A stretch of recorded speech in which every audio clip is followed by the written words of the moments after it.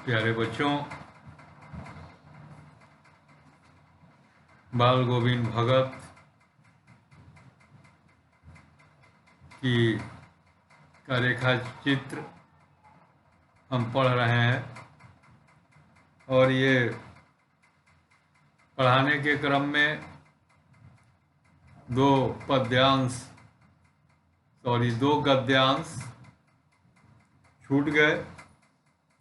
वो क्या है कि बुक नहीं है, नेट मोबाइल पर किताब लोड है, उसी से पढ़ाना पड़ रहा है तो इधर उधर हो जाता है। तो मुसाफिर जाग जरा, यहाँ तक हमने बताया। मुसाफिर कौन है, गठरी कौन है और चोर कौन है, ये हमने स्पष्ट किया। और कार्तिक आया नहीं कि बाल गोविंद भगत की प्रभातियां शुरू हो गई जो फागुन तक चला करती। कार्तिक आया नहीं कि उनकी प्रभातियां, ये प्रभातियां क्या होता है? प्रभातियों का अर्थ सुबह के फेरे से होता है, सुबह के घूमने से होता है। प्रभात फेरी बोलते, प्रभात का अर्थ ही सुबह होता है। तो इन दिनों वह सवेरे ही उठते और न जाने किस वक्त जाकर वह नदी स्नान को जाते, गांव से 2 मील दूर। कार्तिक से लेके फागुन तक भगत की दिनचर्या क्या था, ये बता रहे हैं बेनीपुरी। पता नहीं सवेरे वो कब जग जाते, सवेरे जगते या रतिये में जग जाते।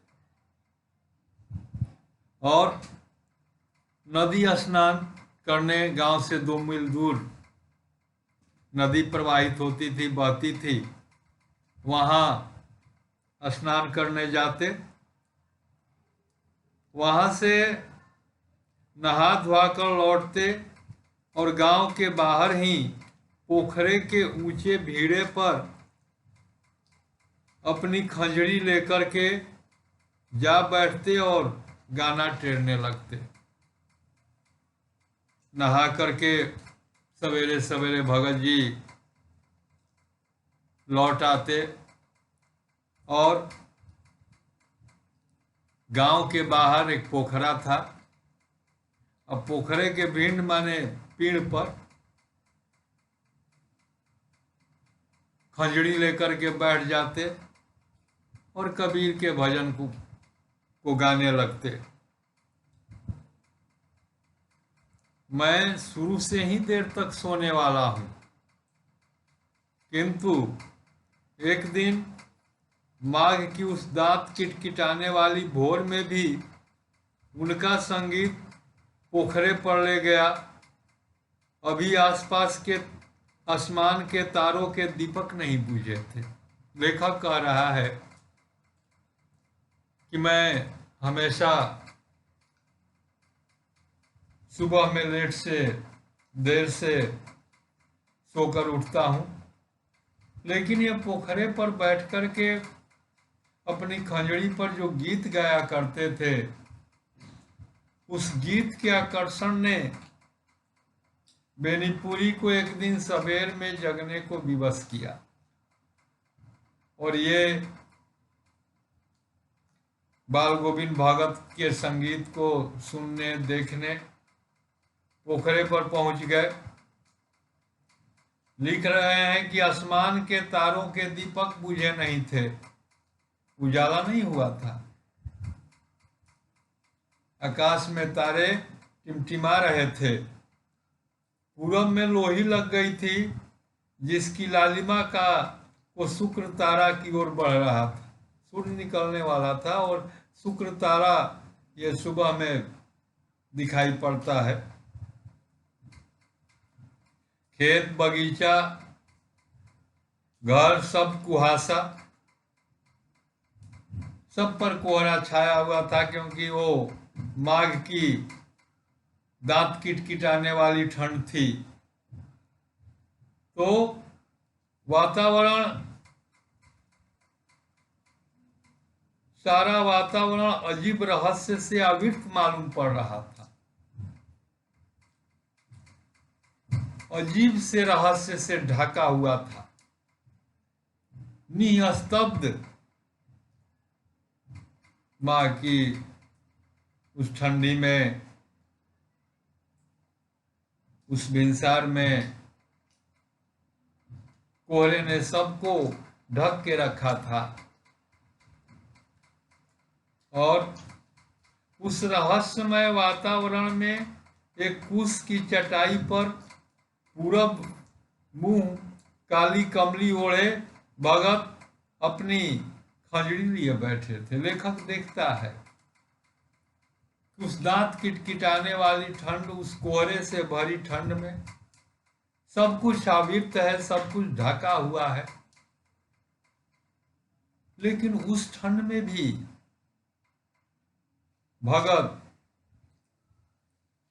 उसकी एक चटाई पर पूरब की ओर मुंह किए हुए, शरीर पर एक कमली कंबल ओढ़े बैठे हैं और हाथ में खंजड़ी लिए हुए हैं, खंजड़ी लिए हुए बैठे हैं। गाते गाते इतने मस्त हो जाते, इतने सुरूर में आ जाते, उत्तेजित हो उठते कि मालूम होता कि अब खड़े हो जाएंगे। लेखक लिख रहा है कि उस ठंड में, हाड़ कपाने वाली ठंडा में सब कुछ ठंडा हो गया था, सब शून्य हो गया था, सब को कोहरे ने आवृत कर लिया था। और भगत गाते गाते इतने मस्त हो जाते, सुरूर में आ जाते। सुरूर कहते हैं नशा को। नशा अर्थात जब अपने चेतना का भान न रहे तो इतने मस्त हो जाते वो कबीर के पदों को गाते गाते, उनमें सुरूर आ जाता, नशा हो जाता, नशा आ जाता, उत्तेजित हो उठते और लगता कि अब खड़ा हो जाएंगे।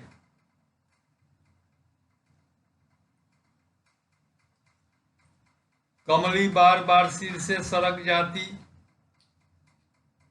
मैं जाड़े में कप कपा रहा था, किंतु तारे की छांव में उनके मस्तक के श्रम बिंदु जब तक चमक ही पड़ते। लेखक कह रहा है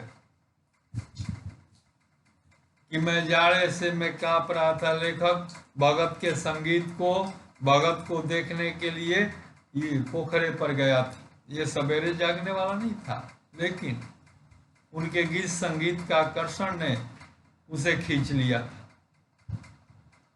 तो कह रहा है कि हम ठंड से कांप रहे हैं, हाड़ कपाने वाली ठंड है, और उस ठंड में उनकी कमली कंबल जो शरीर पर डाले हुए हैं बार बार उनके सर से नीचे गिर जाती थी, सरक जाती थी, और तब उनके श्रम बिंदु, पसीना, परिश्रम का बिंदु, जब आदमी ज्यादा मेहनत करता है तो पसीना निकलता है, तो वही श्रम बिंदु है। श्रम बिंदु जब तक चमक पड़ते। अब हम समझ सकते हैं कि बाल गोविंद भगत वास्तव में भगत थे। जाड़े में हर कोई सोया रहता है, ठंड से बचता है, और तब ये पोखरे पर बैठ कर के अपने गुरु के गीतों को गाने में इस कदर रम जाना कि उन्हें जाड़े का भी डर नहीं, पसीना से तरबतर हो जाना। जाड़े के मौसम में जब सारे लोग कांप रहे हो, ठंड से बचाव के कपड़े पहने हो, इनको ये भी भान तक नहीं कि इनकी कमली बार बार नीचे गिर जा रही है। यही सच्चे साधुता का लक्षण है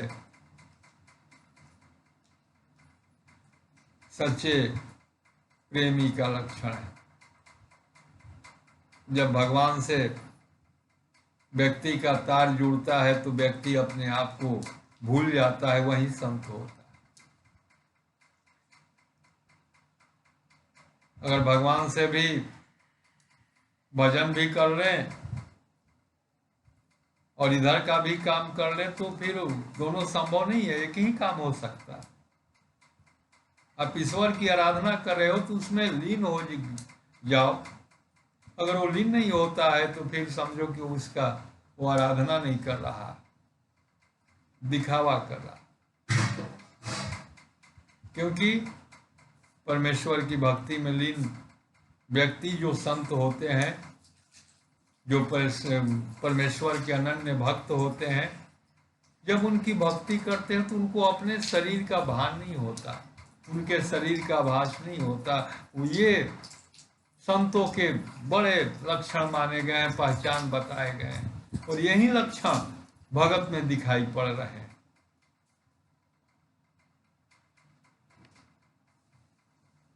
गर्मियों में उनकी साझा कितनी उमस भरी शाम को न शीतल करती, अपने घर के आंगन में आसन जमा बैठते।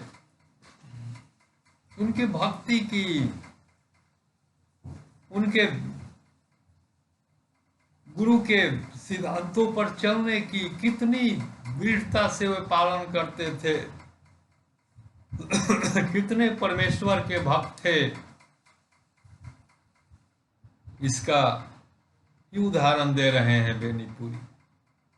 जाड़े में हमने देखा माँ के महीने में उनकी आराधना, उनकी भक्ति, उनकी पूजा किस कदर होती थी। गर्मी में सांझ उमस भरी शाम को न शीतल करते। अब उमस भरी, उमस का मतलब न हवा न ठंडा, एक प्रकार का अजब का मौसम जो शरीर में उखम कर दे, उमस कर। तो उस गर्मी में भी इनका संगीत उसको ठंडा करता। अपने घर के आंगन में आसन जमा बैठते और गांव के उनके कुछ प्रेमी भी जुट जाते। खंजड़ियों और करतालों की भरमार हो जाती। एक पद बाल गोविंद भगत का जाते, उनकी प्रेम मंडली उसे दोहराती। सांझ के समय गर्मी के दिनों में घर के आंगन में ही उनका भजन कीर्तन शुरू हो जाता। वहीं पर वे आसन जमा लेते और उनके गांव के जो प्रेमी लोग थे, भक्त लोग थे, वे भी वहां जुड़ जाते और खजड़ी और करताल की भरमार हो जाती। भगत पद को गाते थे और बाकी जो मंडली थी, बाकी जो लोग थे, बाकी जो प्रेमी थे, बाकी जो भक्त थे, वे उसको दोहराते थे।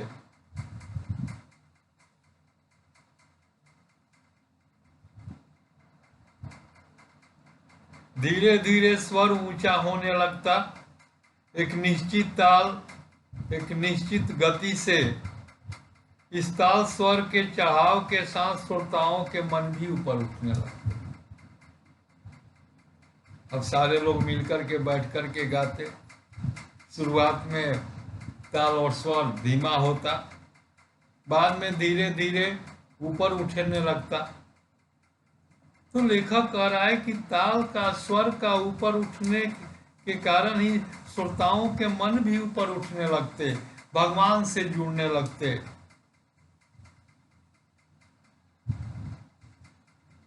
धीरे धीरे मन तन पर हावी हो जाता और होते होते एक क्षण ऐसा आता कि बीच में खंजरी लिए बाल गोविंद भगत नाच रहे हैं और उनके साथ सबके तन और मन नृत्यशील हो उठते।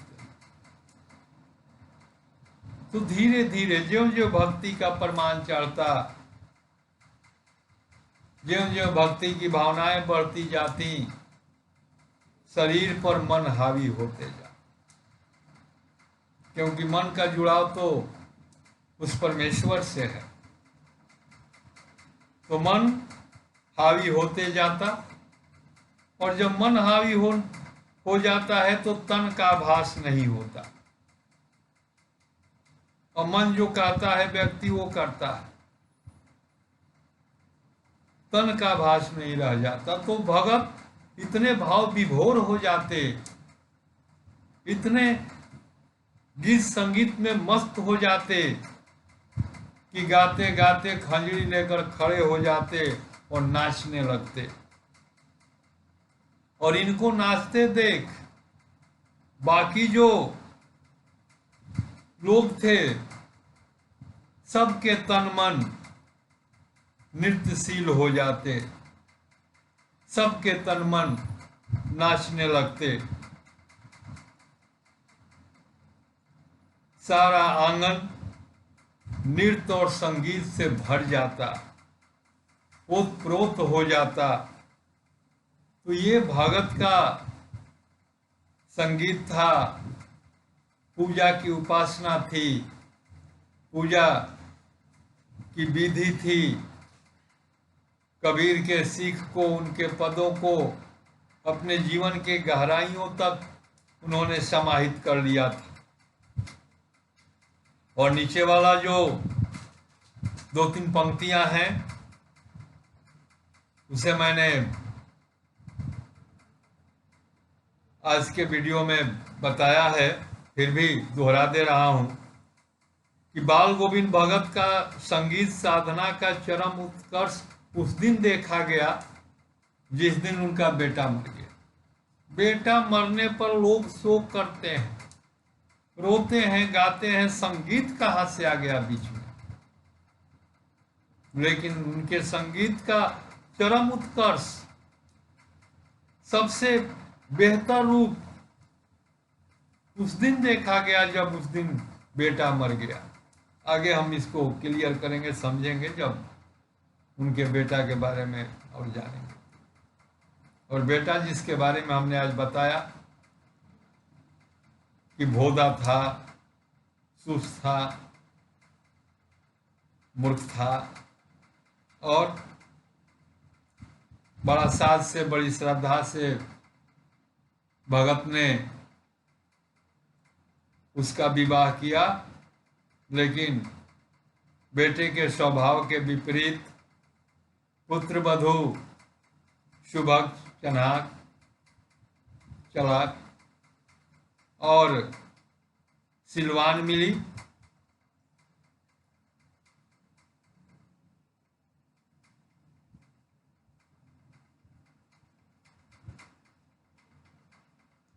और पूरे घर की प्रबंधिका, मैनेजर बनकर बहुत कुछ भगत को उसने दुनियादारी से निवृत्त कर दिया। भगत अपने बेटे को ज्यादा मानते थे, इसका भी कारण हमने आज के वीडियो में बताया है। तो इतना ही। और जो हमने SW दिया था और जो 2 अवतरण छूट जाने के कारण संभवतः आप नहीं बना पा रहे होंगे, तो उसको उसी SW को बना करके भेजना है और ग्रुप में भेजना है, क्लास टाइम में भेजना है। Okay, thank you.